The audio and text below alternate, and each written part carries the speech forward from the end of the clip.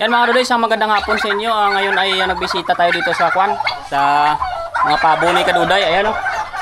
Daming pabo, kasama natin si papa niya. Ayan.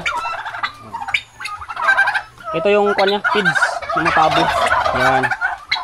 Malit lang itong Kwan ni Kaduday. Ayan o, mga pabo. Ayan. Oh.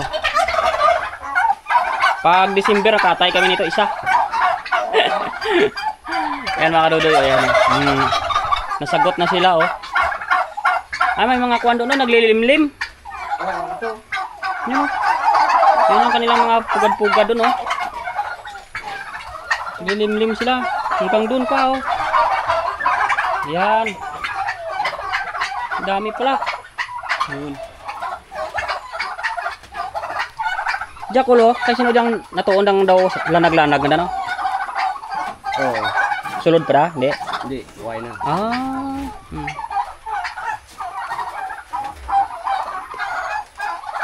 Ayan mga kadudoy.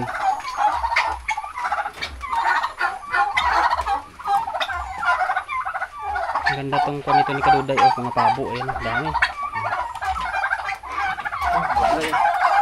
Ulam? Hindi ko makita. Ulam mga kadudoy. Kanan muna natin. Mga pabo nito dito. Yan mga kadudoy. Ito yung kwan niya, oh. Feeds. Kain ng kapit nito. Diba? Ayan, oh. Yan, nilalagay lang dyan, oh.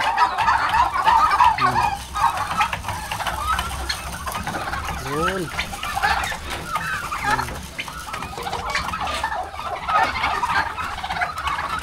Pagkano?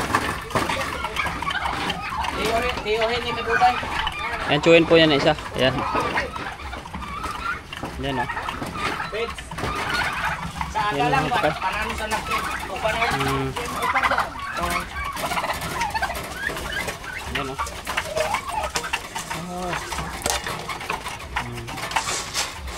Yung mga nagalimlim, lalabas ang pusa pag gusto nilang kumain.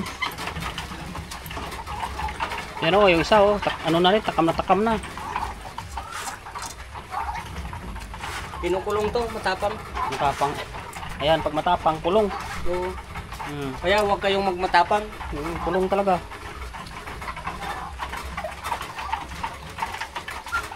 Grabe, oh. Talagang pinagtsatsagaan ni Kaduday ito, pinagawa ng bahay kubo para lang Ayan, oh. may bubong. Kasi Ayan, oh. yung mga pabo, madaling magkasakit pag walang Walang bubong, no? Kasi pun yan, eh. Ayan. may dalawa pang nakakulong doon eh. Wow, meron pa. Para sa labas, mga kaluli. Tingnan natin. Meron pa daw doon. Ah, ito pa. Yan, oh. Yan ang mga tapang ginakulong. Mga matapang. Kaya kawawa yung iba.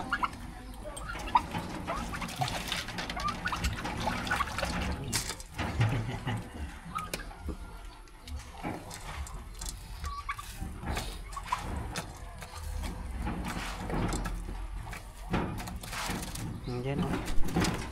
Sana lang.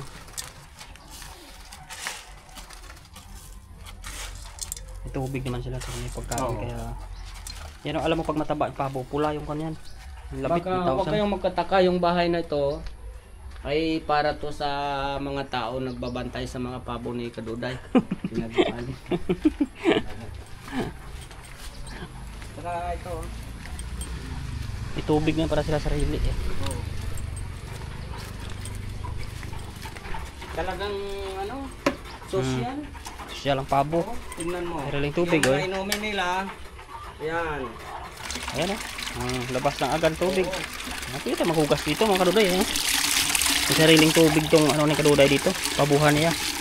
So ganyan lang katay-tahimik ang ating Kaduday, pero siyempre marami siyang mga alaga. Motor yan.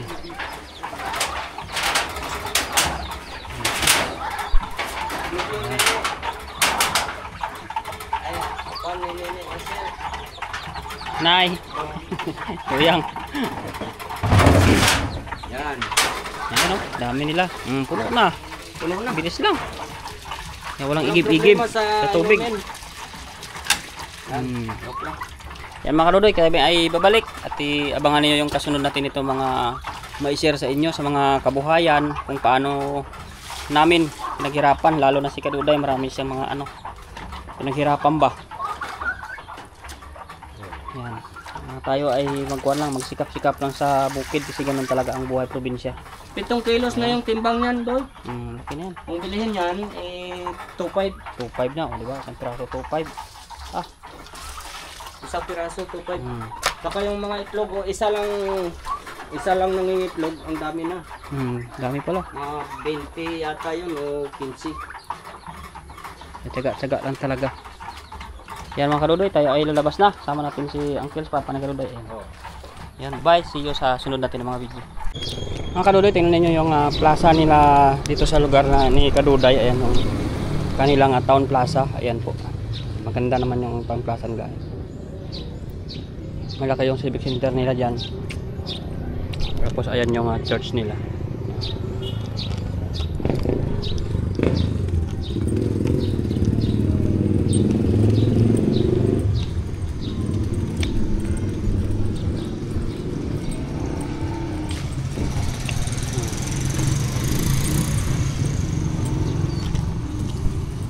Ayan po yung town plaza nila Kaduday dito.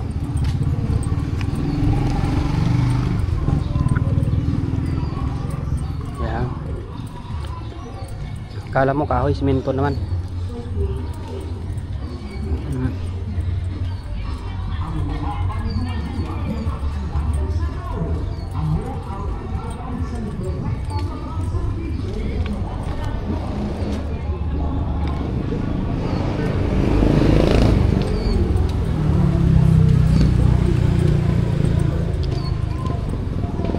Ay mga kadudoy, balik na tayo sa palengke.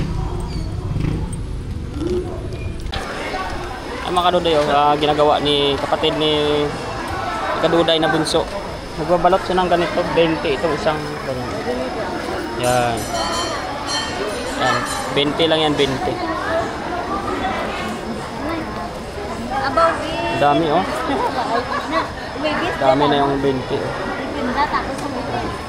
Comment kayo kung magkano sa inyo yan. Ito 20 lang sa amin.